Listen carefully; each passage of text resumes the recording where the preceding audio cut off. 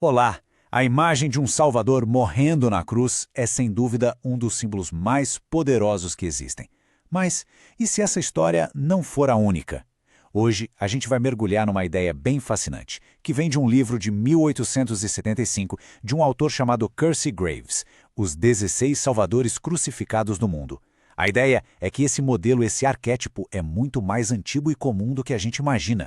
E a pergunta que vai guiar a gente por aqui é justamente essa. Será que a crucificação como um ato de salvação foi mesmo um evento único na história? Vamos dar uma olhada no que os registros podem nos dizer. Para a gente entender o tamanho dessa ideia, vamos começar por aquilo que é mais familiar para todo mundo. Dentro do cristianismo, a crucificação de Jesus não é só uma história. É, na verdade, a história. O alicerce da fé para bilhões de pessoas. Pois é, e a fonte que a gente está usando destaca que essa crença é apresentada como um dogma. Ou seja, uma verdade que não se questiona, sabe? Um princípio fundamental que está bem no centro do credo, que é a principal declaração de fé cristã. Ok, agora que tal a gente deixar a fé um pouquinho de lado e vestir o chapéu de historiador por um instante? Porque a fonte argumenta que mesmo com toda essa certeza da fé, o registro histórico do evento, ele levanta umas questões bem intrigantes. Então, o que essa fonte aponta exatamente? Primeiro de tudo, a falta de documentos daquela época que não sejam os textos religiosos. Não existem, por exemplo, registros daquele processo na burocracia romana, que era super meticulosa. E as poucas menções que existem fora da Bíblia, tipo um trecho do historiador Flávio Josefo, muitos analistas olham para elas com uma certa desconfiança, achando que podem ter sido inserções feitas bem depois. E é exatamente aqui que a gente chega no ponto central do argumento do livro. A ideia de que a história do Salvador crucificado não é uma exclusividade do cristianismo. Pelo contrário, é uma narrativa que parece ecoar por diferentes culturas e por diferentes épocas. 16 é esse o número que Percy Graves, o autor, coloca na mesa. 16 figuras salvadoras de tradições completamente diferentes que, segundo ele, teriam tido um destino bem parecido na cruz. Mas olha, o ponto principal aqui não é só a morte na cruz, tá? É o arquétipo todo, o pacote completo, a figura divina ou quase divina, que se sacrifica por vontade própria para salvar a humanidade de seus pecados ou de uma condição de humanidade caída. E a fonte traz vários exemplos para a gente pensar. Temos Krishna na Índia, mais ou menos 1500 anos antes de Cristo. Depois, Mitra na Pérsia, lá por 1200 antes de Cristo. E, o que é bem impressionante, temos Quetzalcoatl, que às vezes é chamado de Cristo mexicano, datado de cerca de 500 anos antes da era cristã. Nossa, essa comparação aqui é de parar para pensar, né?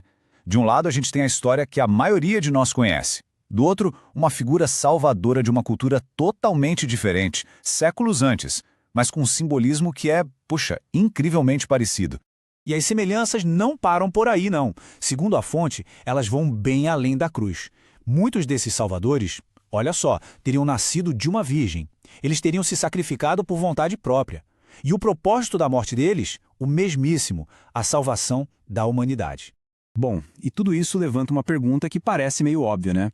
Se essas outras histórias existem, por que a gente quase não ouve falar delas? Por que a narrativa cristã soa como algo tão único no mundo? A fonte sugere uma resposta que ela chama de lógica da exclusividade. Aqui, a fonte é bem direta ao ponto. Diz o seguinte: os líderes das grandes religiões sempre se empenharam em destruir ou ocultar quaisquer evidências relacionadas a outras religiões. Ou seja, a ideia é que para uma divindade ser vista como a única, as outras histórias que se pareciam com ela precisavam de alguma forma sumir do mapa. E a fonte dá até um exemplo bem específico disso. O texto afirma que os primeiros cristãos teriam destruído de propósito monumentos que mostravam a crucificação de deuses pagãos, especialmente deuses orientais que existiram muito, mas muito antes do Messias deles. Então, juntando todas essas peças, a análise do livro nos leva a uma ideia ainda maior. Talvez a gente não esteja falando de várias histórias diferentes competindo entre si, mas sim da mesma história, um arquétipo humano muito poderoso, aparecendo de várias formas diferentes. Então, no fim das contas, a conclusão da fonte é que a história de um Salvador na cruz é algo que vai além de um único evento histórico. Seria, na verdade, um mito profundo, uma história fundamental que ecoa em várias culturas porque ela toca numa necessidade que todo ser humano parece ter, a busca por redenção. Isso tudo nos deixa com uma última pergunta para refletir. Se essa figura do Salvador que se sacrifica aparece tantas e tantas vezes ao longo da história da humanidade, o que isso realmente nos diz sobre a busca humana por um propósito, por redenção, por um significado maior para a vida? A resposta, quem sabe, diz mais sobre nós mesmos do que sobre qualquer fato histórico isolado. Fica aí a reflexão.